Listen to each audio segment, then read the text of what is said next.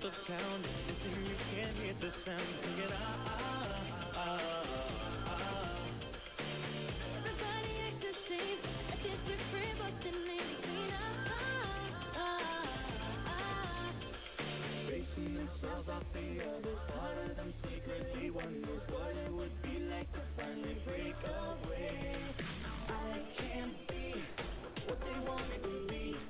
Equality doesn't mean that you're free. I mean, can't you see? Oh, you are nothing like me. Conformity doesn't mean that you're free. I can't be what they want me to be. Equality doesn't mean that I'm free. Why do you not see? Oh, you are nothing like me. I just wanna be free, free, everything I can be.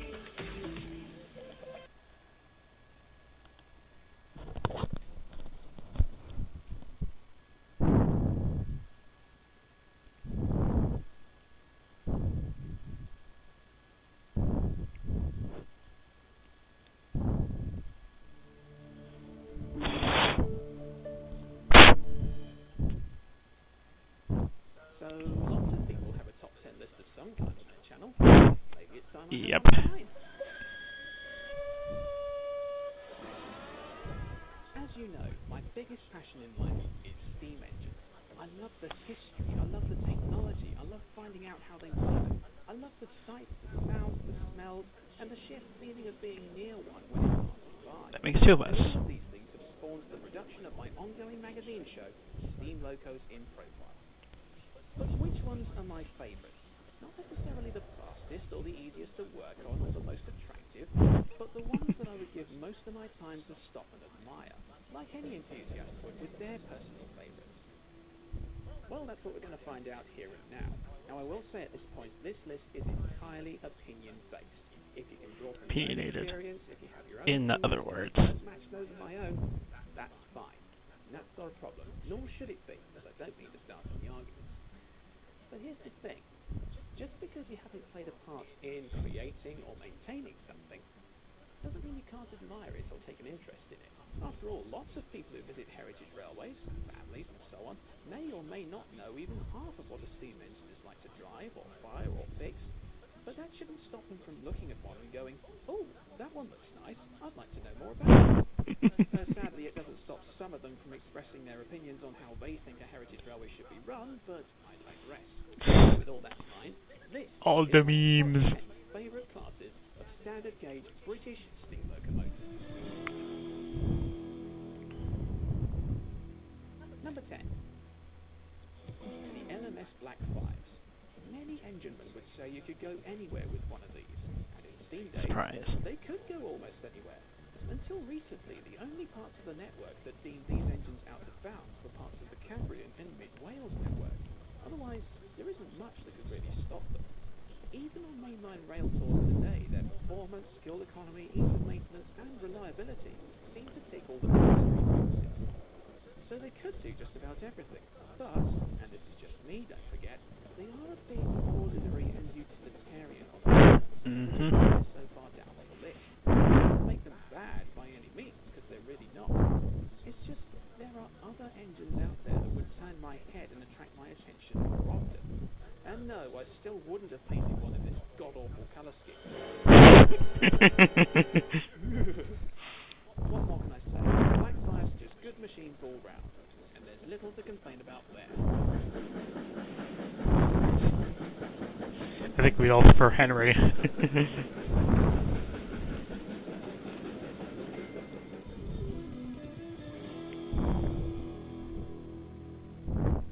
Number 9. The Great Western Kings. Everything about these engines is just big. The cylinders are big, the boiler's big, the firebox is big, and look at those slide bars. They're massive! They also seemed a bit unnecessary, as the smaller castles did most of their work with less hassle. So I do have a lot of admiration for the castles, seeing as they're pretty good too. But for me, the Kings just seem to have a bit more character. They're bigger, they're more prestigious, and if crew testimonies are anything to go by, they take more work to get the best out of them. You can call that an Achilles heel, seeing as you'd have to know what you're doing to get the best out of an engine like this. but that sort of imperfection could make them more of an exciting challenge for some people. More to the point, they're rarer than the Bullets, louder than the A4s, and more substantial than the Duchesses. In many ways, the Great Western King is a bit like the Ford Mustang. Both were faster developments of previous models. Both symbolized everything great about their company at the time. But both were fuel-hungry and actually not the best performers. And that is also why they're fairly well down on the list. In short, they may have their foibles, but the King's presence alone is enough to turn my head. Maybe not now, though, because I might strain my back.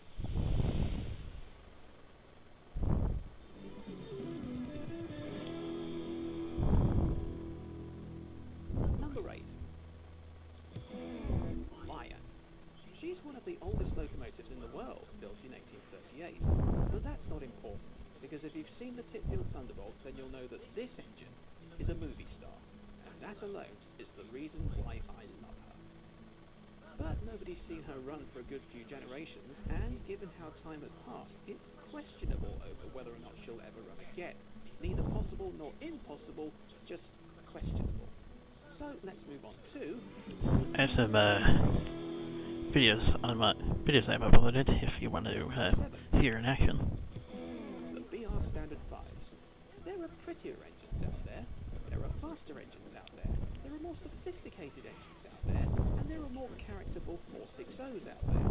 But as all-round, user-friendly, fast 10-wheelers go, Riddles came up trumps with this design. While there are some crews and fitters who would prefer working on other engines to these, and that's respectable in its own right, the majority of people I've spoken to seem to have pretty high praise for the Standard 5s. In fact, some preservationists have deliberately tried to keep their ones going for as long as possible, just because they like them that much, even when the engines in question had suffered major failures or constant minor niggles. They may not be my all-time favourite steam locomotives, but they're definitely my choice believe, but of the BR Standard range. it's fascinating, actually.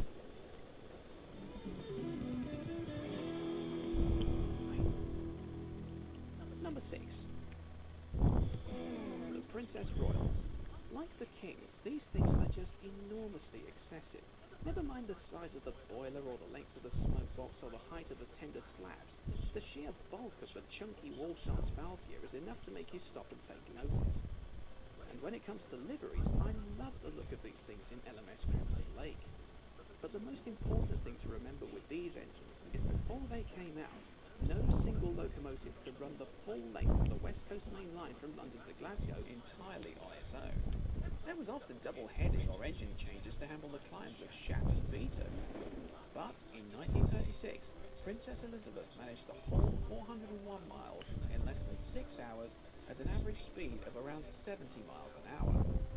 As a result, her driver Tom Clark was awarded an OBE, and of course the class was developed even further to become the Duchesses, and we all know how the story went from there. So whether you like Stanier or not, his Princess Royals were the catalyst in proving the LNER could be beaten, even if it wasn't for long.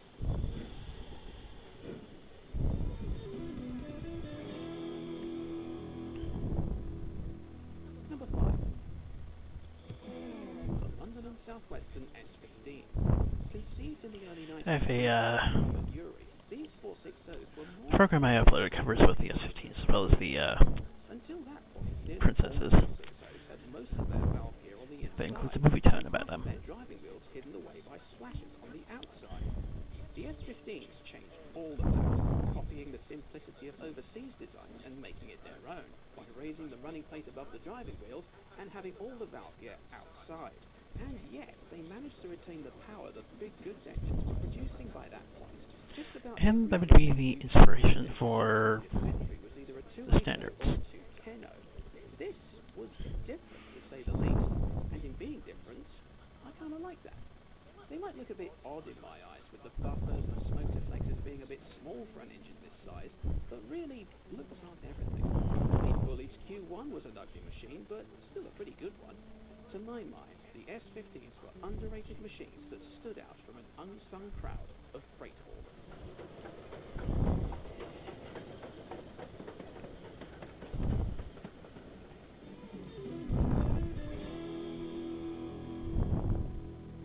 Number 4. Western 1400s. As I said in my review of this class, these engines are bursting with character. There may be Great Western engines which are faster, more powerful, have greater fuel storage, and don't depend on that complicated auto-train system. But when it comes to pluck and charm, these little engines have something about them that I simply can't put my finger on. When you see one of these with an auto coach, it looks like it belongs. And the fact that two of these had supporting roles in the Tipville Thunderbolt adds to that charm. But even without such cameos, they have that certain something on their own. Yes, on their own. No help needed from him. There's a lot of prejudice in Western from More about that many later. users because many of their engines seem to have been traced instead of designed. You can take what I mean. But this is one machine that looks completely different from the massive lineup we usually tend to picture. And if that's what makes them unique, then that's good enough for me.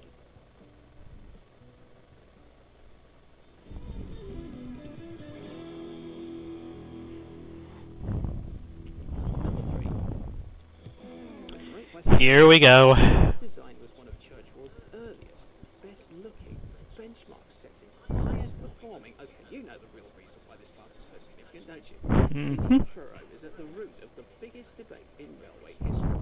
Who went 100 miles an hour first? Flying Scotsman, a tested high performance toppling thoroughbred, or this spindly Edwardian 440? Personally, while I can see the evidence is more in Scotsman's favour, as in there is some, the thought of this engine at least trying to reach that speed is one that I find hard to resist to imagine. That's not to say I believed it happened, but I would love to have seen her try for it. But at the end of the day, Truro, Scotsman, we all know which one didn't make the tunnel first, don't we? Sorry, 999, but without sufficient evidence, that's how much your bogus claim seems to be worth. However you wish to believe the story, the city of Truro is one of those Still in the history books, so please stop denying it. generations to come. Or at least people keep saying that.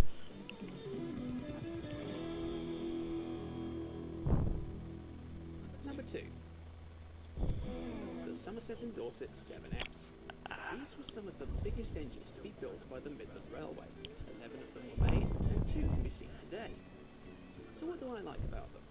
Well, besides their power, size and proportions, it's their heritage that I find special. They were built specifically for a railway that desperately needed a powerful hill climber in place of the weak and weedy 4Fs initially provided for the work. This made them unlike nearly all mass-produced Midland engines, a big machine going against the small engine policy. And now, they're the biggest surviving artefacts from the Somerset and Dorset Joint Railway. Yes, an 8F has better weather protection, is more fuel efficient, and maybe better at endurance running. But there's something about a 7F which gives it a certain degree of charm. And because they went against the Midland's usual small engine crowd, they're more unique. As rough and raw goods engines go, the 7Fs are absolute beasts.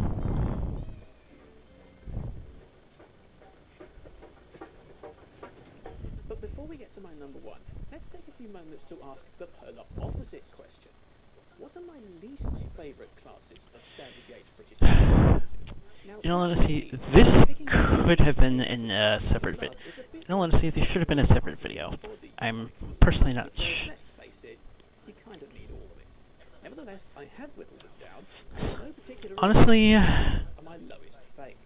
The Great Western 56. honestly, this could have been a separate video. It's not All in that all. they're bad as such. It's just that I find them a little bit dull.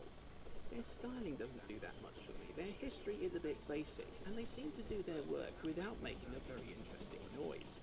I've often said the Black 5s and Standard 4 tanks weren't that interesting, but they generally make up for it by being go-anywhere machines. These, though, were rarely seen outside certain parts of the western region. I've actually got out of my way not to film these for slips because there's generally not much I find interesting about them. Come on. Even this and Sunny, They're unique in some way. they work okay, but there's really not much else to them. Then we come to the London and North Western DX goods. Somebody once described these things to me as having all the worst traits of a Super D, but with none of the oomph to make up for it. And looking at them in photographs, I can kind of see that. Ugly, crude, underpowered, and basically awful. Over 900 were made, and none of them survived beyond the 1930s. I wonder why that is. Then we come to bullies. And I can't see Many reasons why I despise this machine. And I Just look at it. It was supposed to be a and I replacement can't for the see steam exactly. engines. And I can't note exactly if there's any Which would plans for a new build. useless on branch lines. Number 3, just look at it. Number 4, with its fully enclosed forward-facing cabs front and back, it was supposed to make life I have a feeling you're gonna have the same feelings about the turbines we had here in the US. because the firemen still had to work in a closed-off covered area where the firebox was. A bully Pacific is like an incubator on a hot day, but this must have been like an incinerator. Number 5, just look at it. Number 6, there is no reason. Number 6. Number 7, just look at it. It looks like one of those London Underground battery locos that's been full to the brim with steroids, jacked up and mounted on bricks.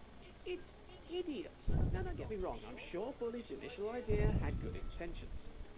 But lots of things start out with good intentions and they can still come off a bit half-assed. But then there's my least favourite of them all. The binnacle. Oh, don't roll your eyes at me. You could tell this one was coming from a mile away. Not only were these things rubbish at pulling passenger trains at walking pace, I haven't really seen any episodes yet, but I really don't want to make assumptions now. they may have found a new use as shunters in their later lives, but they were still outclassed by the USA tanks, which had a shorter wheelbase, more power, and more space in the cab. The only reason anyone likes these things now is because of one little blue embarrassment who just so happens to be based on E.T. So much like the DeLorean in Back to the Future, this is a rubbish machine idolised by popular culture. The difference being Back to the Future wasn't an embarrassment to the motor industry, whereas Thomas sort of is embarrassing to railway enthusiasm. That being said, he's not the biggest embarrassment of all, but again, I digress. So there you have it. You want your E2's review? You've got it. They're shit. Let's move on. And let's get back to the top of the list. Because my next standard gauge British steam locomotive class is... Seriously ignoring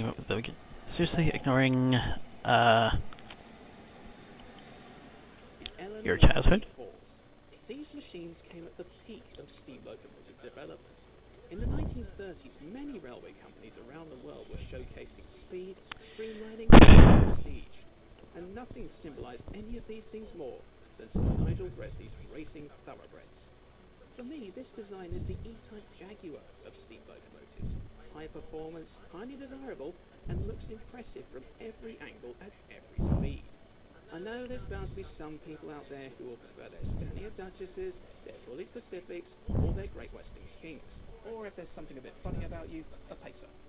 But for me, the Duchesses didn't hold the world speed record for very long. It came too late with too many faults, and the Kings just not in the same league. And the Pacers were rubbish. Burn them. Now. The A4s were the quickest, some of the best engineered, and in my eyes, some of the most beautiful machines ever made. Never mind steam locomotives, just beautiful machines in general. Like the E-Type Jag or Concorde, nothing took the world by storm in quite the same way before or since. And after nearly 80 years, Mallard's record remains untouched.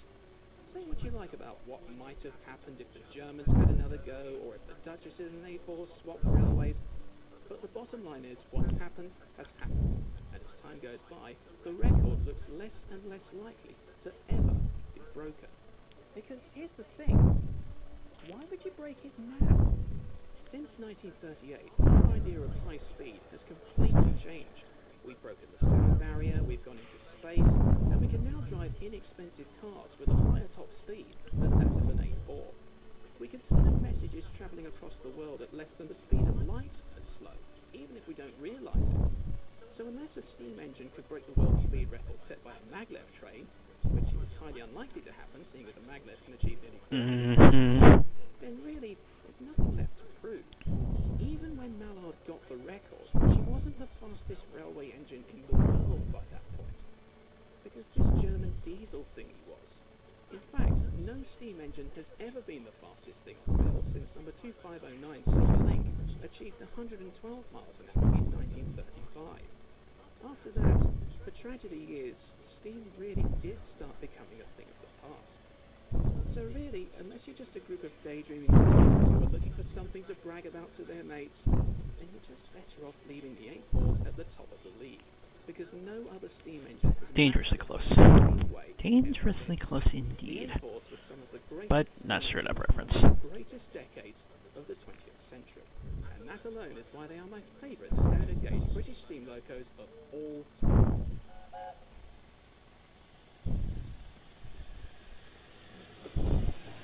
Don't know what I'm talking about. Search T1, Pennsylvania. Something of like. Did you enjoy the case for my favourites? Have you got any favourites of your own which aren't on this list? Or have you simply got time on your hands? Then feel free to leave a comment in the box below and share what you think are your Oh, this video is a complete comment. more from my channel, then feel free to click that subscribe. Because you've complete. I'm ChrisTheXelent. Because you've completely shown your childhood in the past. Because you've completely shown your childhood like it's some sort of.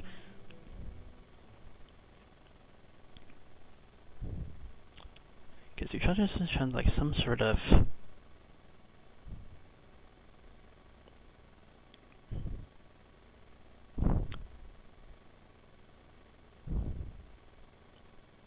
Well, basically just ignore, basically just ignoring a lot. So unfortunately,